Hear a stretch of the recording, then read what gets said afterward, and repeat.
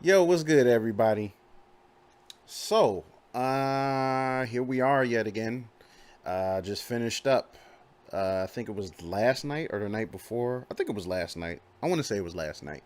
I finished up book three of the Legend of Korra Change. Um, the Legend of Korra book three change or changes. I don't know. I think it was change. Anyway, yeah, I was able to go ahead and finish that. And now we're going to talk about it and my usual setup. I talk about the good first, then when I didn't like, and you guys will see my score for it afterwards. I think like I kind of spoiled it a little bit at the beginning, but it's whatever. You do something live, whatever happens, happens. But anyhow, first off, let's get out of the way. Let's get the good stuff out of the way first. Easily, this is the best season in Legend of Korra. I just want to get that out of the way and say that. I think the pacing in this was better. I think them orchestrating the characters was a little bit better. The fights were definitely top notch. I think so far the best combat scenes were in this season. I think I can easily say that. That's yeah. I can say without a doubt that the fight scenes were easily the best thing about it. Like I said again, like a lot of the pacing was a lot better. I think them focusing more on the situation with the new airbenders and stuff like that. I thought that was actually really an interesting uh, plot to kind of go with to kind of kick things off. And it's like obviously leading up to it, like it was some bumpy roads, but we'll talk about that later. But I do like the fact that apparently because of the harmonic convergence, obviously it's kind of balancing out I guess the chi around the world. So like obviously because there haven't been airbenders for who knows how long, I did think it was interesting that this was the route that they went with, but it's something that I mean, considering that this season was very airbender heavy, you kind of would have thought that this would have been the book, the air book, considering how the first season had very little to do with air. So, um, I mean, it's just kind of me thinking about that now because this season was so airbender focused that you're learning about literally some of the core philosophies of what it means to be an airbender and being an air nomad and such. Like they really get in depth with it in this season. So, but I get that this is the route they went with. This was like a later story and whatever. But definitely will I'm definitely saying that on top of it probably having the best fight scenes in it, definitely have the best villain in the series thus far. I remember this the first time I watched Legend of Korra, and Zahir was the goat almost instantly. Like Zahir and the other members of the Red Lotus, man, like they were legit. They were a legit threat. You kind of got the motivation for everybody. You get a little bit of backstory with some of them, but again, because these seasons are short, you don't get a whole lot. But you get enough to where it's like, hey, there's really some meat to these villains or antagonists or whatever. I mean, it's interesting because they're going for the more anarchist approach, which isn't really unlike what they did with the first season with Amon. Because even though it was a little bit more I think it was because it was a little bit more centered, and I guess there was like some other type of different in game. But again, you kind of dealing with anarchists and basically an anarchist group. Like that's only really way to really go about that. But like I said, I think this so far probably has like the best villains in this series so far. So, with that being said, let's go ahead and get into the things that bothered me a bit. So, I briefly mentioned this in the review for book 2, and I just think that Korra, I look, maybe it's just how they did the beginning of it, but Korra was a little bit of just I don't know, dude. It's like the way she kind of like sort of had to force the world, or at least Republic City, to have to get used to like spirits being everywhere and stuff like that. It's like I don't know. I really think that there could have been a better way to handle that whole situation with just leaving the spirit portals open like before like letting everybody know. It's like, I mean, because look, you're the avatar, folks are going to listen to you, but it's like after the fact, and it's like, like spirit vines are growing up all through Republic City, wrecking buildings. It destroyed one and stuff like that, and the president pretty much kicked her out of the city. And it's just like, you know what, I don't really blame them. Like, you kind of forced this on everybody. You even forced it on the spirits. Like, the spirits didn't ask for that. But it's like, again, that's how it began. So like as it went on, you know I'm just not really sure just overall what they really wanted from her this season. I mean, obviously I think they were really trying to get her to really be more involved in the spirit part of being the avatar, which they've kind of, I mean, they've all but neglected it, but it's just, I know that was when they were trying to get to the meat of it, but again, like a lot of they spent a lot of time diving into the Airbender lore, which was interesting. Don't get me wrong, but it's just like I think that sort of superseded anything that was going on with Korra in a lot of ways. Now it's like a couple of things that I kind of found a gripe in. Now the whole thing with the Earth Queen.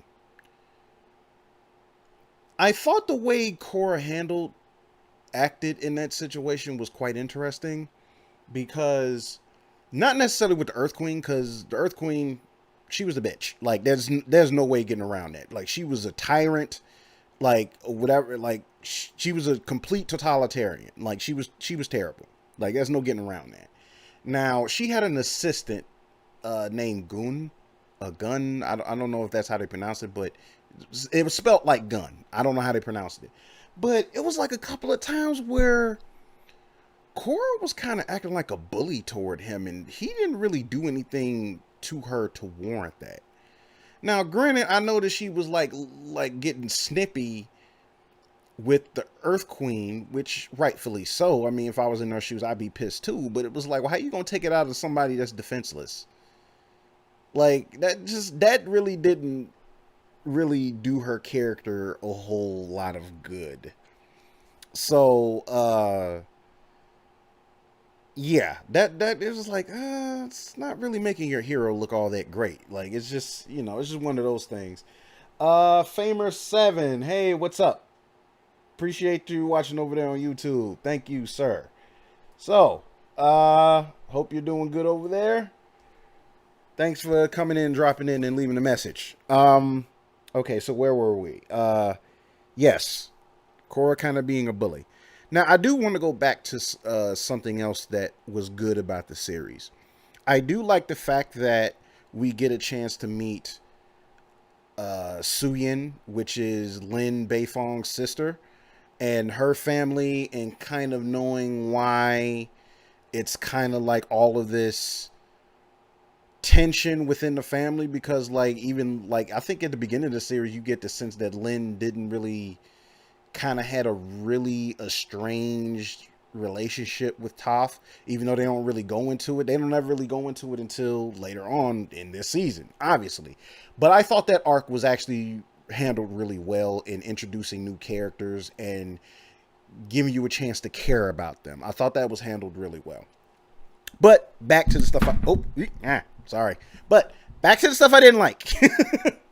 um but dude, here's I think this is probably the thing that bugged me the most. And it's just been a trend since the first season, and it's just something that it just really just irked me because it was just like, dude, like there was really no setup for a lot of these things. But okay, that particular thing I'll get to, but this is one thing I want to touch on really quick. Now, when they were still looking for when they were still looking for airbenders, there was a guy who completely panicked about being an airbender. And maybe it just would have been nice if they would have clarified it, but they never really didn't. But considering, and I'm only saying this because maybe it's because Aang's avatar spirit is gone. Still kind of hurts to say that because, I mean, let's face it. This series successfully killed the original Avatar cycle. And that puts Aang and everyone else before him included, they're all gone. Now, when the guy was panicking and he asked her if she could help him take it away, and she said that she couldn't. Now, again, I'm giving that the benefit of the doubt because Aang was the one that figured out how to do it. Now, he figured it out on his own. But my thing is, okay, at some point Korra did at least get in touch with Aang's spirit. And at the very least, she figured out how to give people their bending back. So it's something that makes me wonder whether or not she lost that ability when she lost the original Avatar cycle, or because I'm under the impression that at least once you have those memories, you still remember how aspects of the Avatar state works. So I'm still under the impression that she can still give and still take away. But then again, they never clarified it. She just says she can't do it.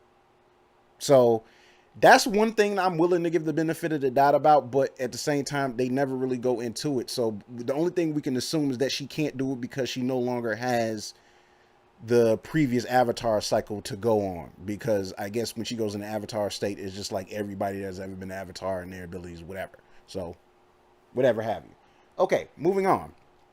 Now, once we get to learning about Suyin's family, this is where we learn, not learn, but Korra learns how to metal bend. Okay, cool. First Avatar learned how to air bend. Awesome. That's very interesting. Okay, and then Bolin comes along. He wants to learn how to metal bend. I think he tries like a few episodes with trying to train with it. He gets absolutely nowhere with it. Absolutely nowhere. Kind of sucks for him. So it's like, okay. And also, this season, we are introduced to lava bending, which obviously we have never seen before. They never really go into how lava bending works, other than it being a variation of earth bending. But it's like, okay, lava bending, okay, that's a cool concept. Somebody that earth bends figured out how to heat rocks. Okay. Been nice to get like a technical aspect of how to do it, but we never get that. So, what I'm alluding to is this. Bolin, who's honestly been a total idiot through a good portion of this season,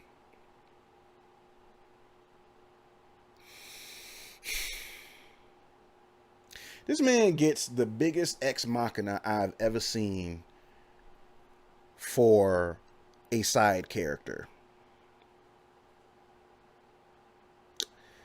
There was no indication at all, that he had an affinity for lava bending. Now, I'm going to give you my theory on this that I've said. I think that I've spoke about it like a long time ago. I think back when Korra was still new. I'm thinking, obviously, by as years pass, bending has obviously evolved a bit more. So obviously, some people are going to be capable of things they originally weren't capable of. So obviously, ergo, blood bending without the full moon, uh, unlocking the ability to fly, air bending, and uh, earth bending, lava. Okay, fine. But at the very least, somebody at least has to show some improvement or affinity for it. Just somehow, just out of constantly failing how to metal bend, he just Bolin just learns. He just lava bends. He just literally just pulls lava bending out of his ass. Just at the last crucial moment where everybody should be dead, when he was trying to help Tenzin get out of, it was him, Tenzin, Mako, and Asami trying to help Tenzin get out of the Northern Air Temple when it was coming down. Just out of the blue, lava bending. So you could just lava bend out of nowhere, and I'm just thinking like, dude. First of all, like I said, Bolin as a character is an idiot. Okay? I don't know what they were thinking with that. Like, to me, it's that's something I think just sort of just that it's like that kind of ex machina where it's like so blatant to where like there is like no explanation for it. That's something that it literally comes around and hurts the story overall, because it's like, dude, this character like showed no growth whatsoever, and like he just has this ability, never showed any affinity for it, and there you go. Bolin is a lava bender, and um, all I can say is that kind of irked me overall, and it was just weird, dude. But other than that, uh, I think the season for the most part was. I will say that this season was good. I will go out on a limb and say that the season was fairly good. I liked more in this season than I didn't like. Like, I feel that there was more to like about this season than not. It's just that those things that I've witnessed that really irked me, and I just felt it was just really strange. I was just like, dude, y'all are not doing any service to these characters by doing this, and it just makes it just so just okay. And I think another this is like the last issue I have, is the fact that 3 seasons in a row, Korra has been put in a situation where she made it through something that she should not have come back from. Like, all 3 seasons, all 3 major climax of each season, she's been put in situations that she should not have come back from. She should be dead. Like, just absolutely, she should be dead. The first season, again, Amon has her and Mako dead to rights. Korra's bending is gone. Mako can't do shit. Amon is blood bending the hell out of both of them. And Korra just mysteriously, because